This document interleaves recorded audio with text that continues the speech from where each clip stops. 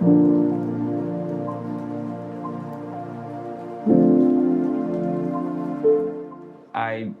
believe that it all started when one of our graduate school discussion, when Dr. Carlin was talking about she embarking on a particular project. And prior to that, we had already discussed about how to develop a curriculum, and I showed an interest.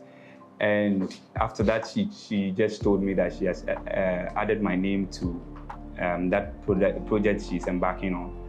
And when she said that, I was okay, and I said a little prayer in my heart, and I said, if it is the will of the Lord, it should happen.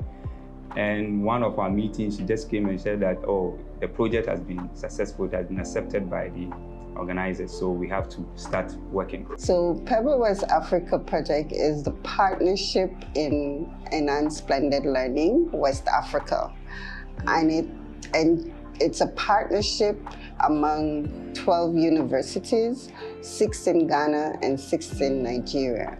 And it is sponsored by the Australian government, and it is managed by the Association of Commonwealth University.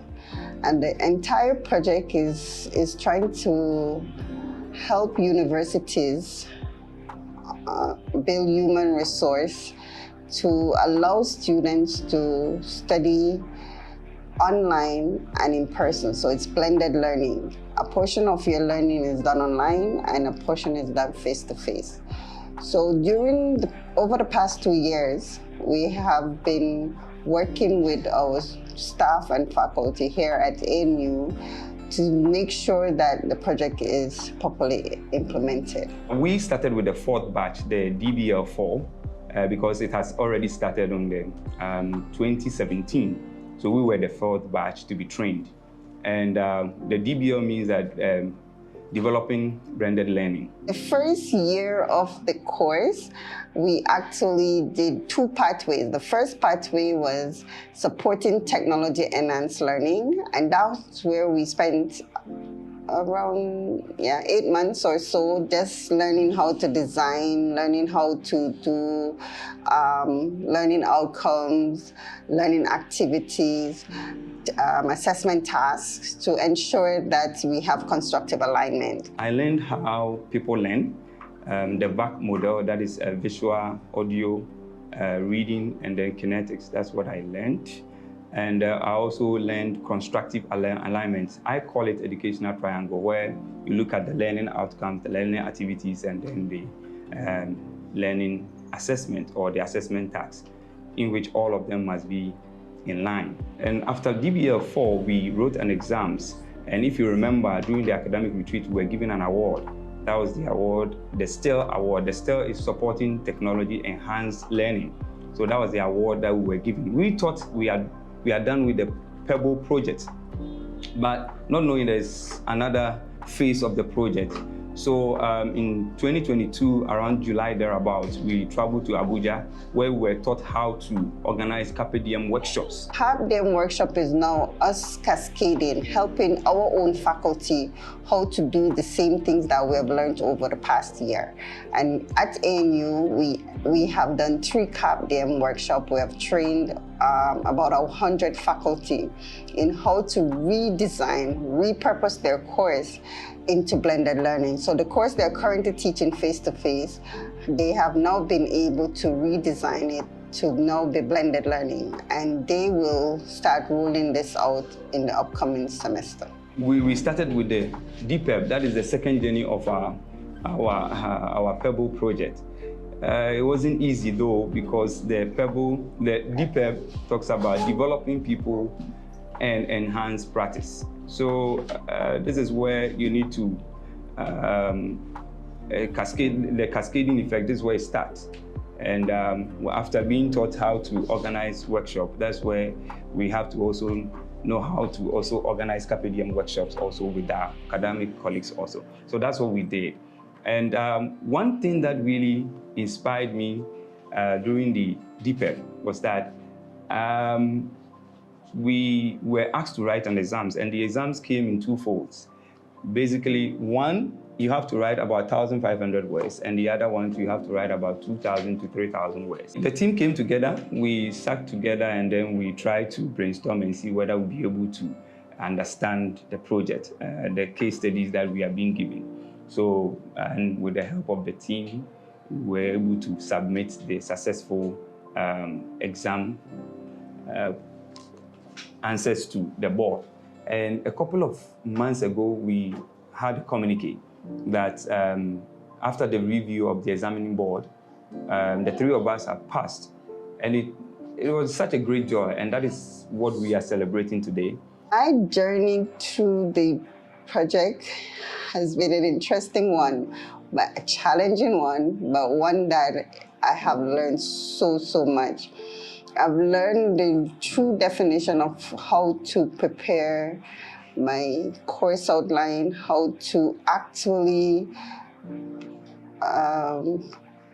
design my course in such a way that students engage online even better than they would engage face-to-face. I will say that it's been partly fun, partly educative, and partly interesting. Let me explain what I mean by partly fun.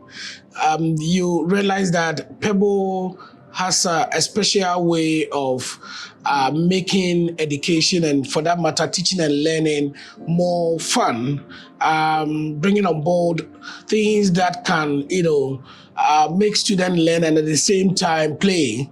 And I believe that these are kind of things that we need in our educational, endeavors and educational system. Because keeping students for more than an hour is not a joke. Blending it with fun, with jokes, with activities, make the learning process more fun. And the students are then able to enjoy being in their class, being in school, and then learning. Again, I say it's educative because there were a lot of things that we thought that was all about teaching and learning. But having gone through the PEBL, training, we realized that it was really not the best way to actually enter teaching and learning. And you need to make sure that you have the enabling environment where learning can actually take place, because you can impact all you can. You call it teaching, but there will not be any learning at the end. And so we are taking through how to learn, and for that matter, how to teach so that learning can be taking place or can happen. And that makes us feel like what we used to be doing, forcing students to understand or forcing students to know what's not working. Now students are able to create their learning, their understanding, their own way. And that means that they will be able to apply it to real life, thanks to PEBL. I also believe that the journey has been interesting. There are times that you feel like it's so stressful and you want to quit. I think on about 3 occasions, I had a feel that I had to quit. And I remember at a point as well, Dr. Carlin, having completed the whole MDF document, was told that he completed the wrong one. And we had to start the whole process again. He felt she had to quit. It's that kind of stress. And there are times that you could see that, you are going through a journey that you believe that it is necessary and relevant for your career. And I believe that PEBL is able to bring the holistic form of education that we need for our generation. And I believe that my experience with PEBL has been great, and I love being with it.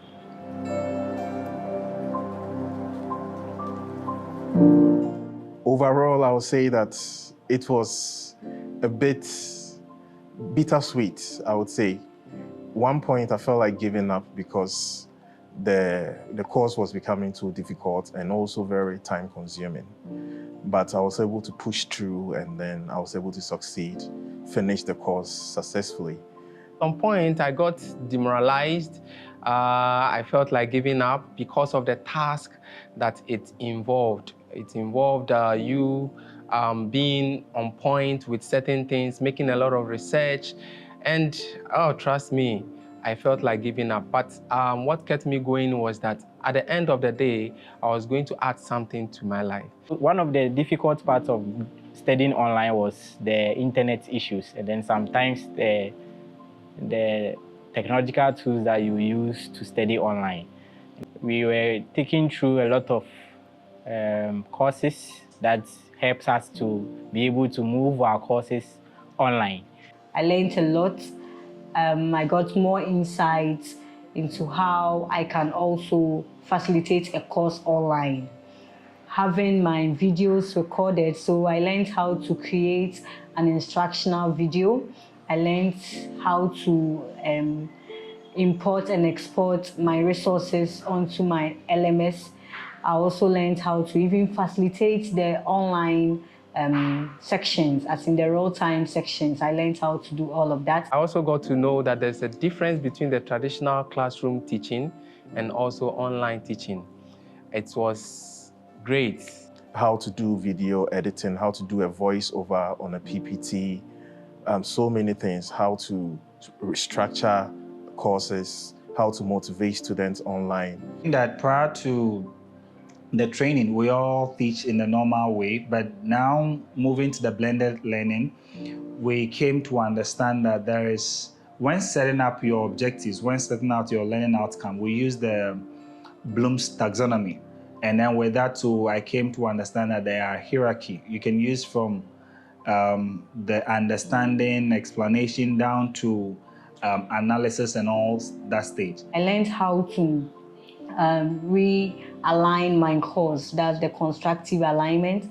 I learned how to find the course outcome, and then I also learned how to set my assessment tags. So the assessment tags always have to be in line with your learning outcomes. I've learned how to restructure my course outline. You know, most of us, what we used to do was just to state the course aims or the objectives, and then from there we move on to the weekly schedule, and that is all.